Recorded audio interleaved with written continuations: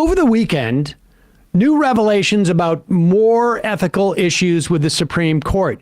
You heard about Gorsuch having his real estate bought 9 days after he was sworn into the court, real estate that he couldn't move for 2 years. Just a coincidence, folks. Didn't disclose who bought it either, but disclosed the cowboy boots. Fair to disclose stuff. I mean, failed, it happens. Yeah, paperwork issue. Clarence Thomas, whose record of ethical violations goes back over 10 years when Breyer and Scalia testified in 2011 to the same issues that Thomas still has involving that guy, the billionaire Cruz.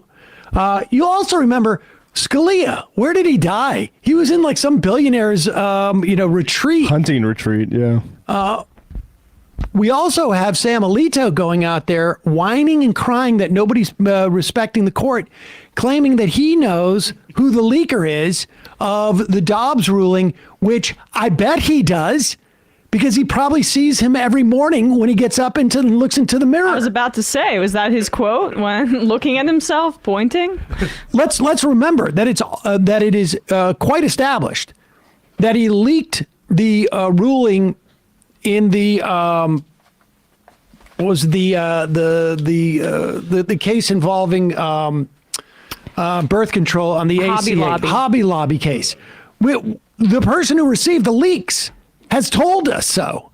We also know that someone, and it was probably from Alito's camp, complained to the Wall Street Journal back in 2012 in the wake of the ACA thing. I mean, he has a history of doing this. Yeah. And somehow the Supreme Court investigation went nowhere, but he knows. And it's a liberal. That's my favorite part, too. He's like, it's definitely not a bald white man. It's a liberal woman. Did he say it was a liberal? I think so, right? Did he hint that it was someone trying to weaken the court? Or maybe I'm wrong. He hinted that it was not anybody. It was someone who was trying to undercut the brief. But I don't think he characterized exactly who that person was. But, I mean, he's a liar. Yeah. Well, he said in the Post report here, he said he was sure the leak was a part of an effort to prevent the Dobbs draft from becoming the decision of the court. And that's how it was used for those 6 weeks by people on the outside as part of the campaign to try to intimidate the court. Yeah. Now, it's one thing that it was used on the outside. It was certainly not used on the inside. And I find it hard to believe. I mean, we know how this works. He was looking to lock people in. It's just absurd. Absurd. Here is Ted Cruz dealing with having to address at least some of the ethical violations. He leaves out all the rest because Clarence Thomas is the most sort of like sympathetic figure, or the way that Ted Cruz can twist it. And I got to say, kudos to Ted Cruz for going on with Maria Bartiromo, particularly since we know of like all the sort of back channel that they have because of that Dominion stuff. All right, let's play this clip. 3 conservative Supreme Court justices are under investigation for ethics. They are attacking Clarence Thomas. Did Clarence Thomas do something wrong?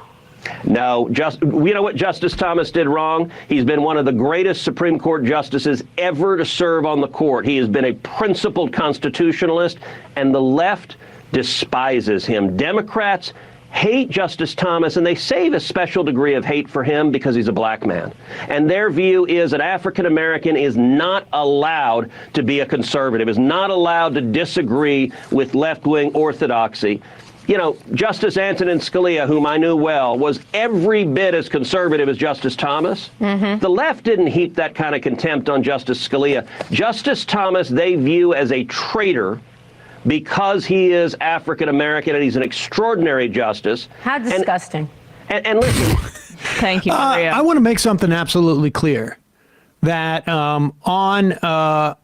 what is there something wrong with my camera? Yeah, you just started glitching a little bit. It looked like, so I'm going to cut to Emma, but you can still talk. Okay. Well, let me make something clear. On the day that Scalia died, I celebrated openly on this program. I mean, not because I want people to die, but because the fact of the matter is his death was very helpful to millions of people, probably. Yeah. I mean, it's just absurd. Absolutely. I love Ted Cruz here, representative for black people in this country, saying suddenly very concerned about racism. Wasn't the Republican Party and Ted Cruz even specifically bemoaning the fact that Biden had pre-announced that he was going to put a black woman on the Supreme Court in Ketanji Brown Jackson?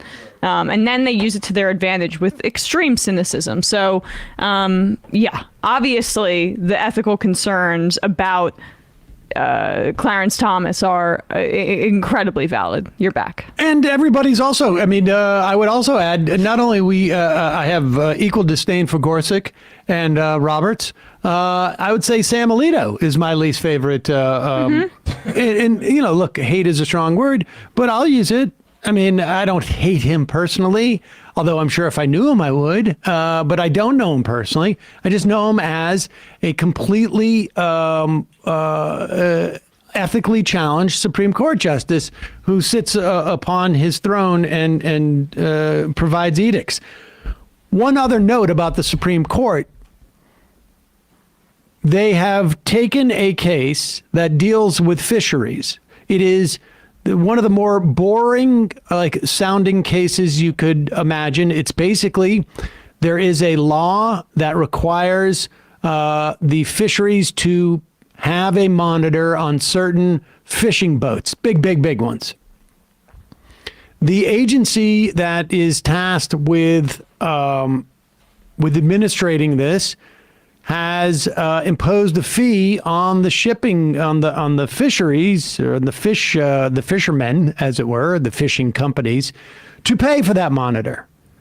That in and of itself is not necessarily earth-shattering, but there was a direct challenge to Chevron, where the Supreme Court was asked to take up the question as to whether this is an exception to Chevron or to overturn Chevron. Chevron is the doctrine that came out of a case involving Chevron. I can't remember who the defendant was in that instance, where essentially the Supreme Court decided that when Congress has not been absolutely explicit about every detail, however, have legislated certain regulations and authorities to the federal agency, that the federal agents, because they're experts, can decide, and we're going to defer to that as a court.